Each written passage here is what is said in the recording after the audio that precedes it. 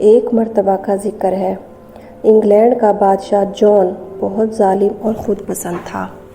وہ چاہتا تھا کہ ملک میں کوئی اس سے بہتر نہ رہے۔ اس ملک میں ایک بہت امیر راہب رہتا تھا جس کا نام سب عزت سے لیتے تھے۔ اس کے گھر روزانہ 100 امیر لوگ کھانا کھاتے اور 50 بہادر سپاہی اس کی خدمت میں موجود رہتے۔ جب بادشاہ کو اس راہب کی شان و شوکت کا علم ہوا تو وہ بہت ناراض ہوا۔ اس نے راہب کو دربار میں بلایا اور کہا، تمہیں کس نے اجازت دی کہ تم مجھ سے بہتر زندگی گزارو؟ اگر تم میرے 3 سوالوں کا جواب نہ دے سکے تو تمہارا سر قلم کر دیا جائے گا۔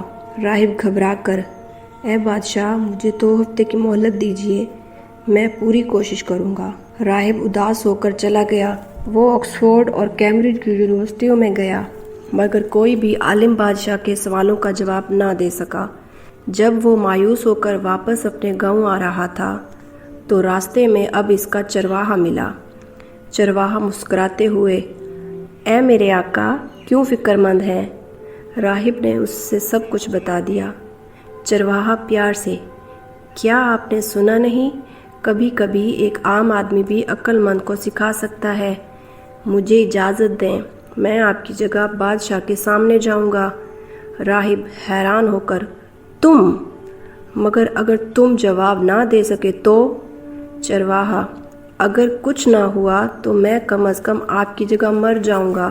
راہب نے اسے اجازت دے دی۔ چرواہے نے راہب کا لباس، گھوڑا اور نوکر لیے اور اس طرح تیار ہوا کہ کوئی پہچان نہ سکا کہ وہ اصل میں ایک عام سا چرواہا ہے۔ وہ شاہی دربار پہنچا۔ بادشاہ طنزیہ ہنسی کے ساتھ، تو آ گئے، اب بتاؤ میرا پہلا سوال، میں کتنے دن زندہ رہوں گا؟ چرواہا مسکرا کر، آپ اس دن تک زندہ رہیں گے جب تک آپ کی آخری سانس نہ نکل جائے، نہ ایک دن کم نہ ایک زیادہ۔ بادشاہ ہنستے ہوئے، چالاک ہو، اچھا یہ مان لیا۔ اب دوسرا سوال، میں کتنے وقت میں دنیا کا چکر لگا سکتا ہوں؟ چرواہا، آپ سورج کے ساتھ سفر کریں، سورج طلوع ہوتے ہی سوار ہوں اور اگلے دن کے سورج کے طلوع تک چلتے رہیں تو آپ دنیا کا چکر 24 گھنٹوں میں لگا لیں گے۔ بادشاہ دوبارہ ہنستے ہوئے، واہ تم تو واقعی ذہین ہو۔ اب میرا تیسرا سوال، میں اس وقت کیا سوچ رہا ہوں؟ چرواہا نرمی سے، آپ سوچ رہے ہیں کہ میں راہب ہوں مگر اصل میں صرف اس کا چرواہا ہوں، اور وہ اپنی لمبی چادر اتار دیتا ہے۔ بادشاہ زور سے ہنستے ہوئے، تم تو بڑے مزے کے آدمی ہو، جاؤ تمہیں انعام میں راہب کی جگہ دے دوں گا۔ چرواہا، اے بادشاہ میں تو پڑھنا لکھنا بھی نہیں جانتا۔